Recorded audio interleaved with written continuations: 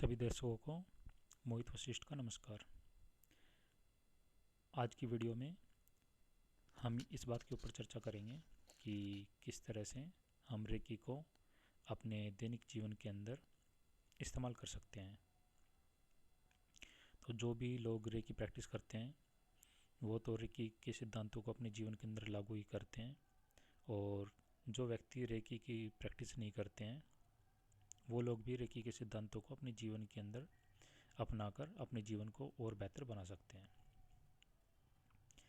सबसे पहले तो व्यक्ति को उठते के साथ में डॉक्टर मकाऊ सुई द्वारा बताए गए 5 सिद्धांतों को दोहराना चाहिए और उनको आत्मसात करके अपने जीवन में भी लागू करना चाहिए।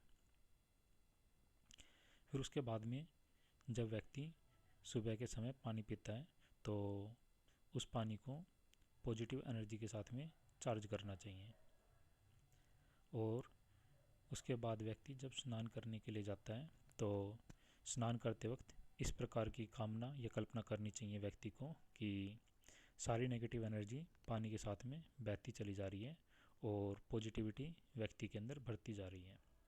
इस तरह से जब धीरे धीरे पॉजिटिविटी अलग अलग स्थिति में व्यक्ति पॉजिटिव एनर्जी को डालता रहता है अपने विचारों के माध्यम से, तो एक लंबे टाइम के बाद में बहुत सारी पॉजिटिविटी उसके जीवन के अंदर आ जाती है और ये बहुत ही ज़्यादा फ़ायदा मिलता है उस व्यक्ति को मानसिक रूप से और शारीरिक रूप से भी। फिर उसके बाद में जब व्यक्ति ऑफिस के लिए तैयार होता है या फिर कहीं पे भी उसे अपने काम के लिए जाना होता है, तैयार होता है, तो वो उस परिस्थिति को हीलिंग दे सकता है कि आज मैं जहाँ भी जाऊँगा वो काम बहुत अच्छी तरह से होगा। तैयार होते वक्त अपने कपड़ों को, अपनी चीज़ों को, अपने फ़ोन को रेकी के माध्यम से पॉजिटिव एनर्जी दे सकता है। और हर एक रेकी हीलर को और कोई भी व्यक्ति रेकी के जो डॉक्टर मकाऊ सुई ने बताए हैं अपने 24 पॉइंट पर डेली हीलिंग देनी चाहिए, उनको डेली हील करते रहना चाहिए, क्योंकि जो हमारा सूक्ष्म रूप होता है, हमारी ओरा होती है, उसके अंदर ब्लॉकेज क्रिएट होती रहती है। उन ब्लॉकेज को अगर साथ साथ हटा दिया जाए तो फिर कोई सूक्ष्म शरीर में और भौतिक शरीर में कोई व्यवधान उत्पन्न नहीं होता है। हर एक व्यक्ति को रोज़ाना योगा, मेडिटेशन, ध्यान, प्राणायाम ये सब करते रहना चाहिए। इससे व्यक्ति मानसिक रूप से और शारीरिक रूप से भी हष्टपुष्ट रहता है। जब व्यक्ति भोजन ग्रहण करता है तो उससे पहले रेकी के माध्यम से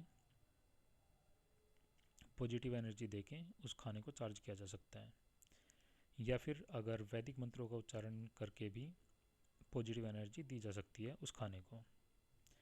जब भी खाना खाएं उसे खाने की तरह नहीं, प्रसाद समझ के, प्रभु का प्रसाद समझ के ग्रहण करें। इससे एक सकारात्मकता आती है, वही विचार हमें क्या कहते हैं बहुत ज़्यादा मदद करते हैं। खाना खाते समय जितना हो सके व्यक्ति को फ़ोन, टीवी वगैरह नहीं यूज करने चाहिए। खाने को बिल्कुल चबा चबा कर और फिर खाना चाहिए। जो व्यक्ति के पास में गाड़ी होती है उस गाड़ी को भी व्यक्ति पॉजिटिव एनर्जी दे सकता है, और जब भी यात्रा में जाए ईश्वर का सुमिरन करके और पॉजिटिव एनर्जी देने के बाद में ही यात्रा को अगर प्रारंभ करता है तो बहुत ज़्यादा फ़ायदा मिलता है। जब भी व्यक्ति कोई भी काम कर रहा हो तो ईश्वर का ध्यान करता रहे और पॉजिटिव वाइब्रेशन के साथ में उस काम को करे। एक मुस्कुराहट को अपने फेस पे रखना चाहिए, उस मुस्कुराहट के साथ में वो काम करना चाहिए। फिर उसके बाद में जब लंच का समय होता है तो दोपहर के भोजन के समय में पॉजिटिव एनर्जी से उस खाने को एनर्जाइज करें, और डेली जब रेकी के माध्यम से ऐसे एनर्जी दी जाती रहती है तो बहुत ज़्यादा बेनिफिट मिलता है, और एक लंबे टाइम पीरियड में आप अपने जीवन में खुद ही अनुभव करेंगे कि प्रभाव पड़ता जा रहा है। व्यक्ति को अपने परिवार के जो सदस्य होते हैं उनको भी समय देना चाहिए, उनके साथ में बैठना चाहिए, बातचीत करनी चाहिए और उनके अनुभव को ग्रहण करना चाहिए। इस तरह से परिवार के अंदर तालमेल बना रहता है और सभी लोग अपने विचारों का जैसे आदान प्रदान करते रहते हैं, खुश रहते हैं, अपनी भावनाओं को प्रकट करते रहते हैं, तो डिप्रेशन नहीं बढ़ता है व्यक्ति के अंदर।